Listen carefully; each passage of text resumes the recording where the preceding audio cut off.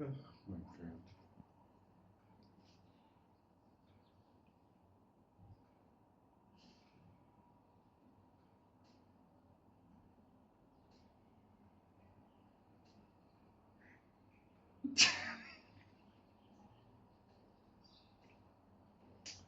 Oh, who did this to us? Like, who did this to us?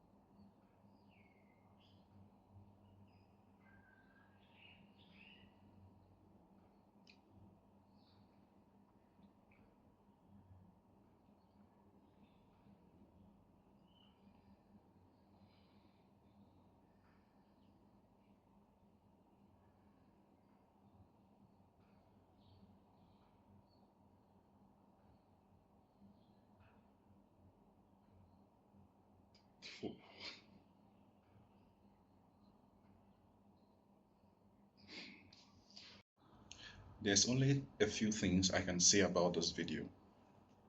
You, as a chairman of Jamb, you're playing with the future of Nigerians. Two, have you talked about the mental health implications of what you did? Like the traumatic experience that these youngsters are actually or may have gone through.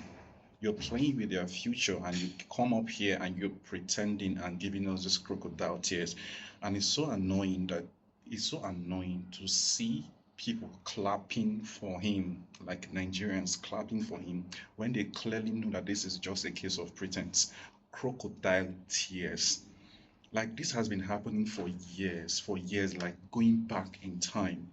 They release results and they make huge mistakes on collation of results. They make huge mistakes. Like I myself was a victim of this, and this was like more than 10 years ago. This was like more than 10 years ago. Nigerians have been very, very quiet, but now that Nigerians are beginning to speak out, the only thing you could do, in fact, I expected that this guy should have resigned or should have been sacked from this very position because he is clearly incompetent to handle such a position. The weight of such a position cannot be handled like by this guy because it's a clear case of incompetency. You put these youngsters in a very, very traumatic state. Imagine somebody that gets clear A's in uh, uh, uh, the West African Examination Council exam. West African gets 7 A's in 7 subjects. Then you come to jam and you're getting F, you're getting D. Like how can you explain it? I know of somebody several years ago, all through his time in the high school, he's been excellent. He's been a top grader. WAEC and NECO, he cleared everything. Then you come to JAM and you're getting 127, if 128, like a failed result. Like this talks, this is outrageous. This is the level of incompetency that our educational system, in fact our educational system in Nigeria is fraud. This guy needs to resign.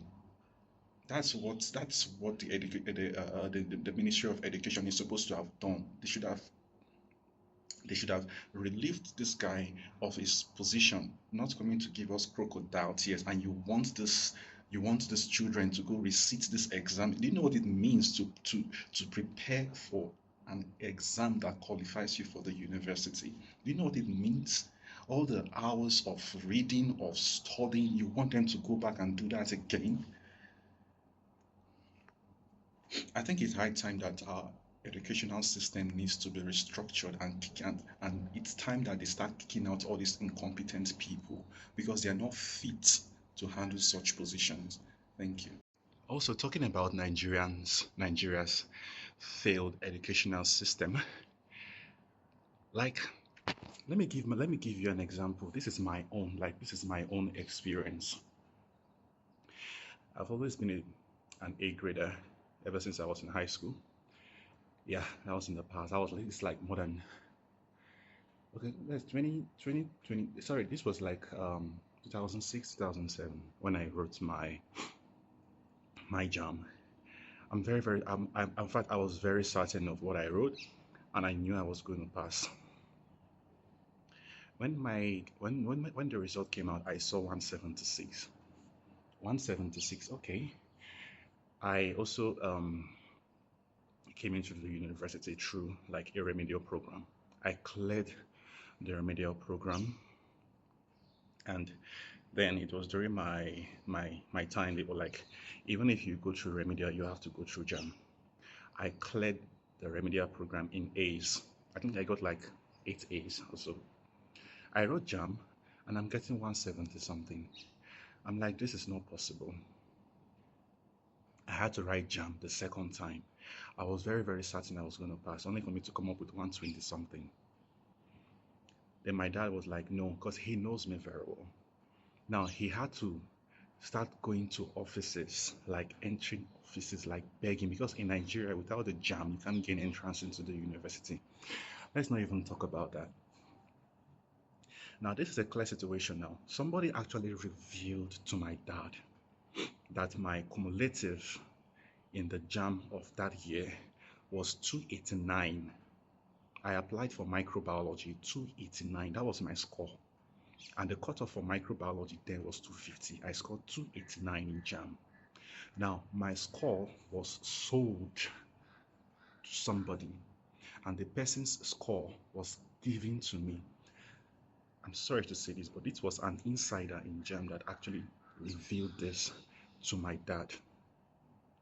And the person got admission into that very same university. I'm talking about Federal University of Technology, Nina.